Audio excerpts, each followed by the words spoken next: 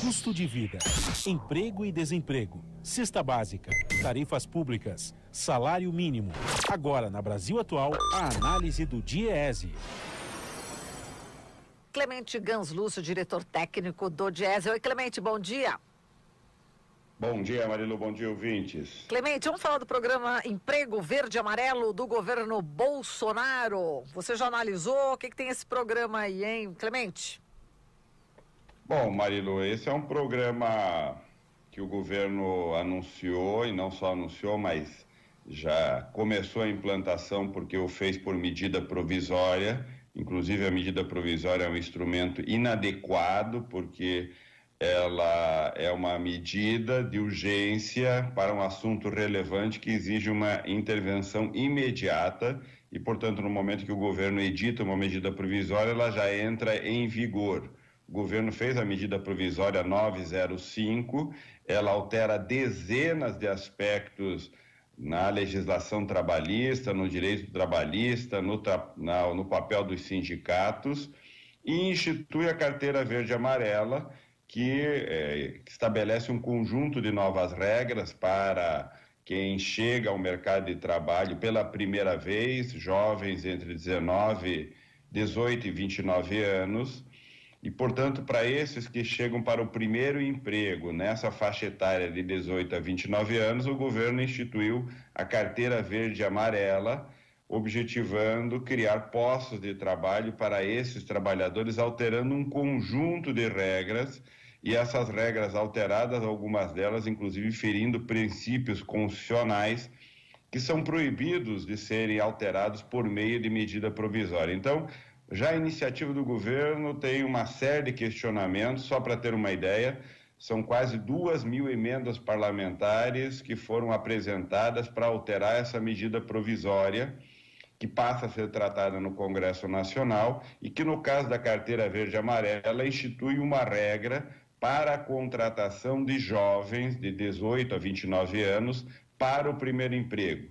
Nesse caso, o jovem que vier para o primeiro emprego terá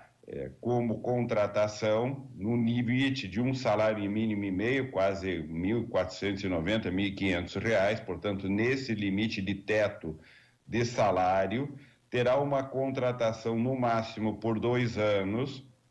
e nessa contratação a empresa não será onerada, portanto, terá uma desoneração da contribuição para a Previdência Social, a empresa não pagará a Previdência Social referente a essa contratação, e o trabalhador terá direitos menores, direitos, por exemplo, a não ter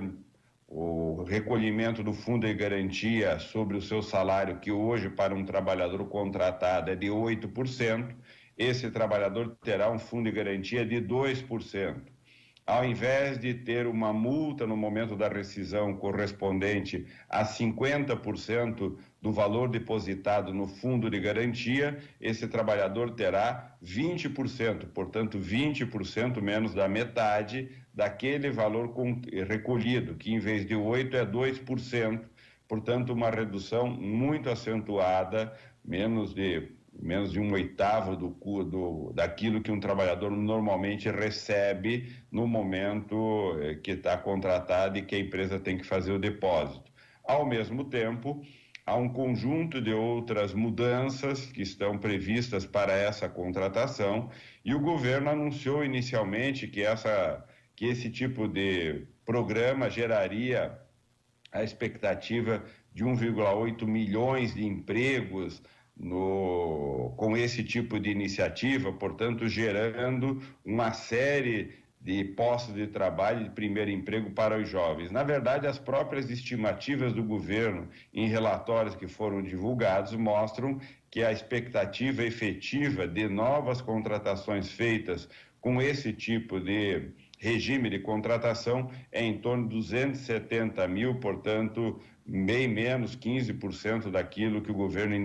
que anunciou como iniciativa dessa carteira verde e amarela, sem considerar uma série de efeitos que essa medida pode ter, que não está avaliada e, portanto, como iniciativa não foi ponderada do ponto de vista do debate, que é os riscos, por exemplo, de substituição de trabalhadores que já são contratados por jovens que vão entrar no mercado de trabalho, uma certa dificuldade muito maior para os jovens que já tiveram o primeiro emprego, mas que estão desempregados e que não serão priorizados por essa medida, portanto, ela prioriza e favorece de maneira diferenciada no custo da contratação o jovem do primeiro emprego. Isso poderá criar problemas para os demais jovens que já tiveram um posto de trabalho, mas que não estão empregados e estão desempregados, e poderemos ter uma série de outros efeitos relacionados a essa condição, por exemplo,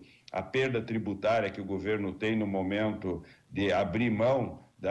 do custo da folha salarial por meio do pagamento do INSS. É um absurdo que o governo apresenta como alternativa. Na medida provisória, o governo propõe que o financiamento desse custo da desoneração da folha de pagamento da empresa para a contratação no primeiro emprego seja financiado pela oneração, portanto, pela tributação do trabalhador que recebe seguro-desemprego, que passará a recolher sobre o valor do seguro-desemprego um valor de 7,5%, 8% para o INSS, ou seja, quem vai financiar as empresas que vão desonerar e não vão contribuir para a Previdência é o trabalhador desempregado que recebe o seguro-desemprego. Portanto, essa medida provisória está cheia de estrupícios aí no meio, que na verdade cria uma confusão legislativa, um efeito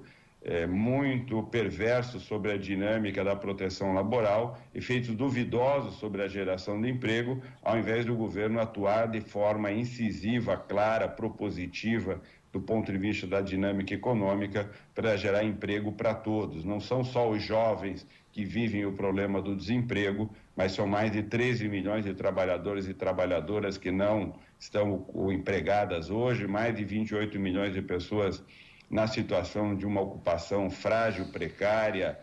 ou muitas vezes desempregados, ou na situação de desalento, uma informalidade muito grande, e não será com medidas pontuais nesta confusão legislativa que o governo atuará de forma incisiva para gerar emprego. O que gera emprego é crescimento econômico, coisa que não vem tendo a atenção adequada e nem as políticas corretas para enfrentar o grave problema do desemprego, que deveria ser a nossa primeira prioridade, oferecer emprego para todos os brasileiros e brasileiras. Marilu. Muito bem, Clemente, a gente agradece aqui a sua participação, sua análise crítica em relação à economia do governo Bolsonaro, né, as medidas econômicas. Um grande abraço para você e até amanhã. Até amanhã. Falamos aqui com o Clemente Ganslúcio, diretor técnico do Diese.